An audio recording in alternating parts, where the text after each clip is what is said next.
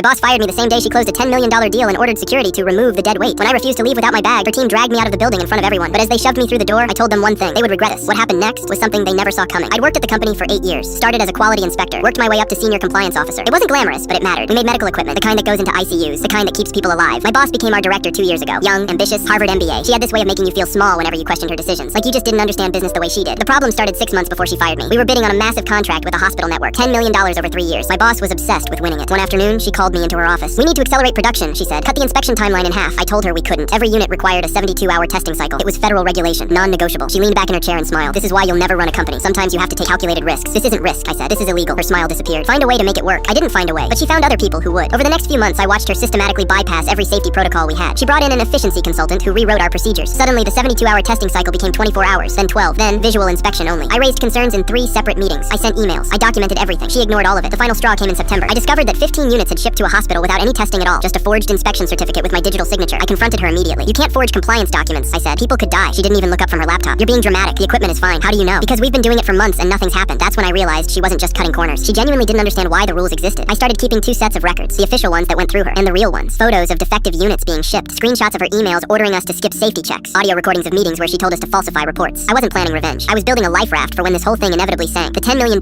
contract got announced on a Tuesday. My boss threw a champagne celebration in the conference room. She gave this whole speech about bold leadership and not being afraid to disrupt outdated systems. I stood in the back, watching her smile, knowing exactly what those outdated systems were designed to prevent. Thursday morning, she called an all-staff meeting. "We're entering a new era," she said. "This company needs people who understand that excellence requires sacrifice." Then she looked directly at me. "She's decided to pursue other opportunities." I hadn't decided anything. I was being fired in front of 40 people. Security showed up within seconds. 2 guys I'd known for years, looking uncomfortable as hell. "Sorry, man," one of them whispered as they walked me toward the door. I didn't fight it. I just stopped at the threshold, turned around, and looked my boss straight in the eye. "Check your email in exactly 48 hours," I said. She laughed. "Is that a threat?" "No," I said calmly. "It's a timeline." They pushed me out. I sat in my car for 20 minutes, hands shaking, staring at the building where I'd spent almost a decade of my life. Then I went home and started making copies. That night, I compiled everything. 6 months of documentation, 89 pages, time-stamped photographs of defective equipment, audio files of my boss ordering us to forge inspection certificates, her own emails with phrases like, "Skip the testing, we need to ship," and "the lawyers will handle it if anything happens." I wrote a cover letter explaining the systematic safety violations, the forged documents, the federal regulations being ignored. Thursday morning, exactly 48 hours after she fired me, I sent it to the state regulatory board and the FDA and the hospital network that just signed the $10 million contract. I didn't do it anonymously. I put my name on every page. By Friday morning, federal inspectors were inside the building. I know because a guy from accounting texted me a photo of them in hazmat suits, pulling equipment off the line. By Friday afternoon, the $10 million contract was suspended pending investigation. By Monday, the entire production facility was shut down. Tuesday, my boss was fired. No champagne this time, just a quiet escort out the side door. The hospital network sued for $30 million. The company settled for an undisclosed amount and agreed to independent safety audits for 5 years. My former boss faced criminal charges, falsifying federal safety documents, 3 counts. She took a plea deal, 18 months in federal prison, $200,000 fine. Last week, I got a call from the new CEO. They wanted me back, not as a compliance officer, as VP of Safety and Regulatory Affairs, triple my old salary. I told them I'd think about it, because here's what I learned. Sometimes the dead weight is the only thing keeping the whole house from collapsing. And when they throw you out, they find out real fast what you were actually holding up.